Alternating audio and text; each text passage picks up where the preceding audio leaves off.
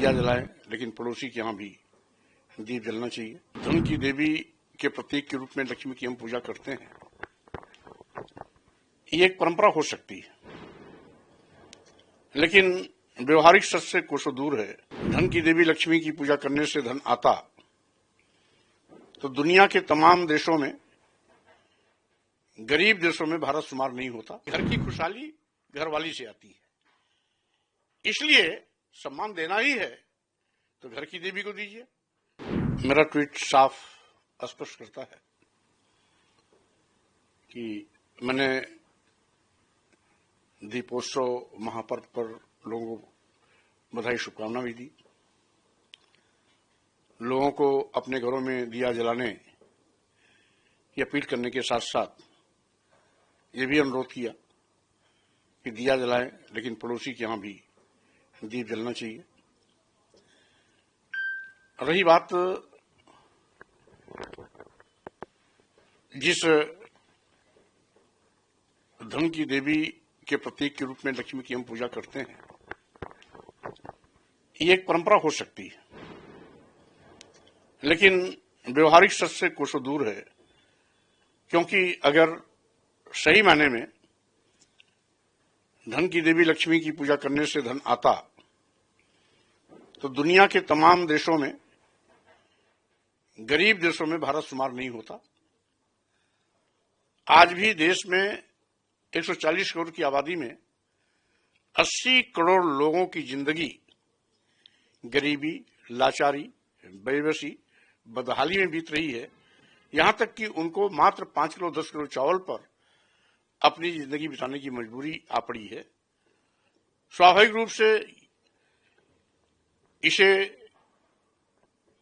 लोग स्वीकार करें या न करें, लेकिन सच यही है कि वो 80 करोड़ परिवार जो 5 किलो 10 किलो चावल पर अपनी जिंदगी बिताते हैं, क्या अपने बच्चों को, बेटे बेटियों को विश्वविद्यालय पढ़ाने के लिए भेज सकते हैं?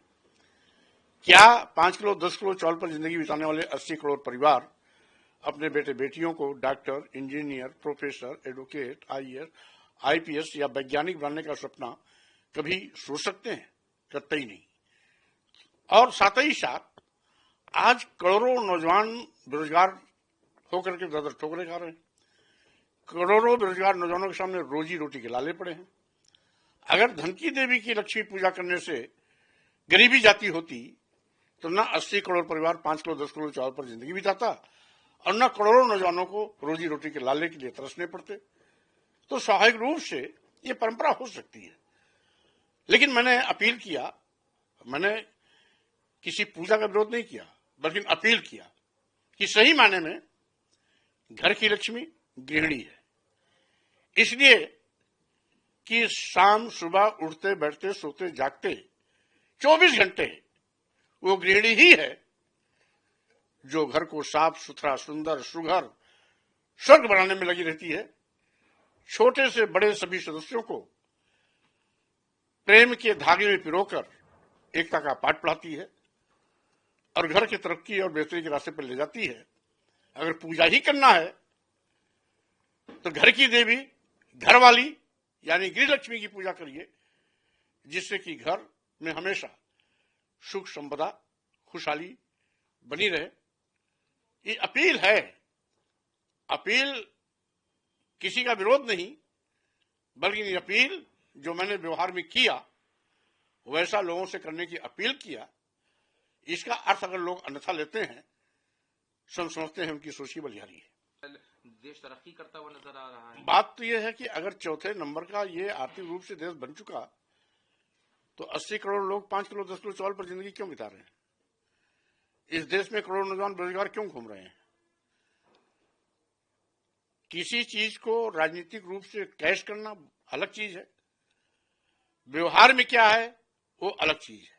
लेकिन राजनीतिक तौर का इसमें कोई मामला ही नहीं है। ये तो हमेशा से पूजा चली आ रही है और अचानक से आपने अब ये बयान दिया, आप इसको अपील कह रहे हैं। लोग तो कह रहे हैं कि ये तो विवादित बयान है। नहीं, विवादित हो ही नहीं सकता। हमने किसी को पूजा करने से मना थोड़ा किया है। हमने तो एक उनको सुझाव दिया है कि घर की खुशहाली घर वाली से आती है, इसलिए सम्मान देना ही है तो घर की देवी को दीजिए, घर की लक्ष्मी को दीजिए। हमारे यहाँ एक कहावत भी है, यत्र नार्यस्तु पूजन्ते रमन्ते तत्र देवता, जहां स्त्रियों का सम्मान होता है वहीं पर स्वर्ग होता है, वहीं खुशियां आती हैं। तो अगर खुशियां और सुख समृद्धा घर में लाना ही है तो गृह लक्ष्मी की पूजा करिए। हमने सुझाव दिया है। लोग गृहिणी की भी पूजा करते हैं, लोग तो सम्मान देते हैं, लेकिन साथ में अगर वो लक्ष्मी पूजा करें तो क्या उससे उनको धन नहीं मिलेगा? हम करें, अगर धन की देवी लक्ष्मी की पूजा करने से धन संपदा वैभव आती होती तो आज करोड़ों लोग गरीब लाचार बेबस जिंदगी नहीं जीते। आज करोड़ों नौजवान बेरोजगारी के लिए दर दर ठोकरें नहीं खाते। आज भारत गरीब देशों में शुमार नहीं होता। जहां लोग लक्ष्मी को जानते नहीं, पूजा तो बहुत दूर की बात है, जिन देशों में लोग लक्ष्मी को जानते नहीं वो दुनिया के आर्थिक मजबूत देशों में अगली कतार में खड़े हैं, चाहे वो अमेरिका हो, चाहे वो जापान हो, या पाश्चात्य देशों के अन्य देश हो, या यूं कहिए चीन हो। ये सारे के सारे लोग हमसे बहुत कोसों आगे हैं, वहां तो लक्ष्मी की पूजा नहीं होती। तो लक्ष्मी की पूजा अलग चीज है और पूजा से धन दौलत आना दूसरी चीज है। पूजा करने से धन दौलत और आर्थिक मजबूती नहीं आती है। तो इतने समय से लोग क्यों जो करते आ रहे हैं, तो क्या उनको ये गलत है क्या? लोग तो इतने लंबे समय से सब करते चले। मैंने किसी को रोका क्या? मैंने तो रोका? कह रहे हैं कि बिना पूजा किए धन आ जा रहा है। नहीं, हम कह रहे हैं सुख समृद्धा, सुख समृद्धि और खुशियां घर वाली से ही आती है। एक दिन पूजा कर लेने से सुख समृद्धि नहीं आने वाली है। सुख समृद्धि अगर घर में आपको बरकरार रखना है तो स्वाभाविक रूप से वो गृह लक्ष्मी को ही से जाता है और उसी से ही घर सुंदर सुघर और स्वर्ग बनता है। लेकिन आपके इस बयान को राजू दास बताते हैं, विवादित राजू दास हैं या और भी मानतों के भी इसमें बयान आए हैं। उन्होंने कहा कि ना आप आस्तिक हैं ना आप नास्तिक हैं, आप सिर्फ सनातन विरोधी हैं, आपका बहिष्कार होना चाहिए, आपको के ऊपर काली की जानी चाहिए। अब जिसकी जैसी सोच है वैसे उसके बयान होंगे। राजू दास क्या है क्या नहीं है सब जानते हैं।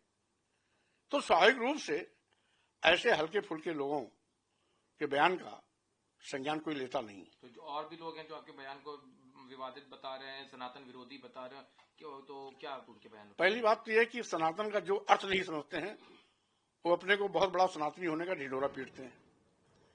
सनातन शब्द भी बौद्ध संस्कृति का शब्द है। तथागत बुद्ध अपने शिष्यों को उपदेश देते वक्त एक ऐसा मौका आया जब उन्होंने कहा, बेरानी बेरानी न संबंधित कदाचनम अबेरेन च सम्मन्ति एष धम्मो सनातना। यानी दुश्मनी से खत्म नहीं होती है, दुश्मनी खत्म करने के लिए मित्रता का हाथ बढ़ाना पड़ता है। यही सनातन धर्म है। सनातन शब्द की उत्पत्ति भी तथागत बुद्ध से आई है। इसलिए जो सनातन का परिभाषा नहीं जानता वो सनातनी हो गया। कल तक हिंदू अपने को कहते थे, आज हिंदू के बजाय सनातनी हो गए। अब उनको तय करना है कि वो हिंदू है या सनातनी है। लेकिन मैं तो सबका सम्मान करता हूं, चाहे वो हिंदू हो, चाहे मुस्लिम हो, चाहे सिख हो, चाहे बौद्ध हो, चाहे जैन हो, पारसी हो, सनातनी हो या ना हो, हम तो सबका सम्मान करते हैं। भारतीय संविधान भी हमारा सबका सम्मान करने का पक्षधर है। तो हम, कोई अपने को सनातनी कहता है उसका स्वागत है, कोई अपने को हिंदू कहता है उसका भी स्वागत है, कोई अपने को अलग धर्म से जोड़ के कहता है उसका भी स्वागत है। तो हम तो किसी के विरोधी है नहीं। एक और सवाल इसी से जुड़ा हुआ, समय से आप तो ऐसा लग रहा है कि अभी नई बात आपने नई बात हमने कुछ नहीं कही है। सही बात तो यह है कि दिवाली का मकसद और ऐतिहासिक साक्ष्य कुछ और। ऐतिहासिक साक्ष्य मिलता है तथागत बुद्ध को ज्ञान प्राप्त होने के बाद पहली बार जब वो अपने राज्य में पहुंचे थे तो वहां के लोगों ने दिया जला के खुशियां मनाई थी।